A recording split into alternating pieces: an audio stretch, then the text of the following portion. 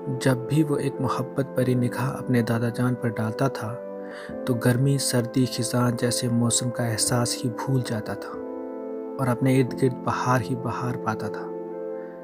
यहाँ तक कि जब उसके दादा जान उसके सर पर हाथ फेरते थे तो उस वक्त भी वो वाकई में एक अजीब किस्म की कैफियत महसूस करता था।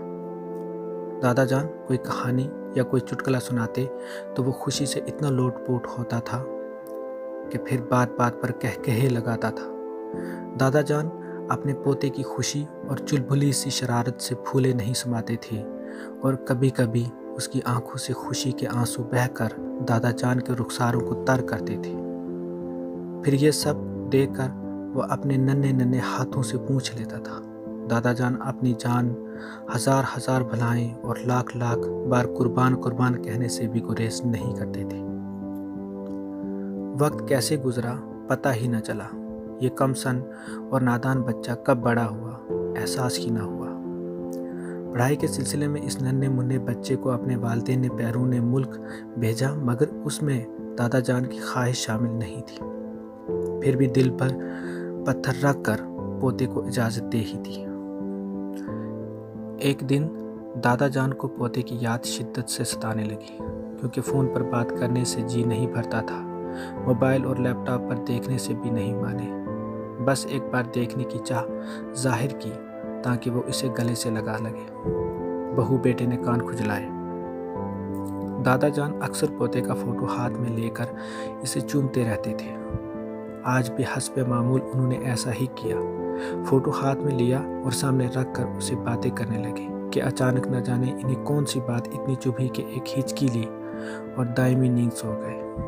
पता ये खबर सुनकर पढ़ाई के परवाह किए बगैर चला आया, मगर दादा जान को मुन्नू मिट्टी के नीचे दफना गया था। 4 साल गुजर गए, मगर अब भी उसका एक एक पल अपने दादा जान की याद में कर्ब और बेकरारी में गुजरता है। कहता है, अगर रूठ जाते तो मैं मनाता, सो जाते तो मैं जगाता, दूर जाते तो मैं खींच कर लाता, मगर ये वहाँ छुप गए जहाँ मैं इनसे मिलने क्या, मैं इन्हें देख भी नहीं सकता। घर का हर फर्द शायद इन्हें भूल भी जाए, मगर मैं नहीं भूलूंगा।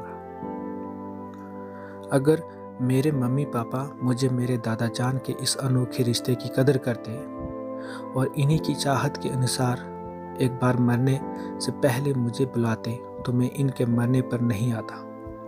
इनके जीते जी एक बार इनसे मिलता तो मुझे सुकून भी मिलता और मैं यूं बार बार ना मरता। इनका मरना मेरे लिए इनसे अलग होना नहीं है, बल्कि मेरे लिए बहुत बड़ा सदमा है। अब वो फीकेपन से सबके साथ मुस्कुराता भी है, हंसता खेलता भी है, दुनियावी कामों काज में मसरूफ भी रहता है, मगर कहता रहता है, वो क्या गए जो तमाम सहारे चले गए, वो क्या गए जो तमाम सहारे चले गए, जैसे फलक से चांद सितारे चले गए। दकिया नुसियत और झिझक सब आराम और सुकून छीन लेती है। आंखों में मोटे मोटे आंसू देकर रातों की नींद और दिनों दिल का करार भी ले ली जाती है। शुक्रिया।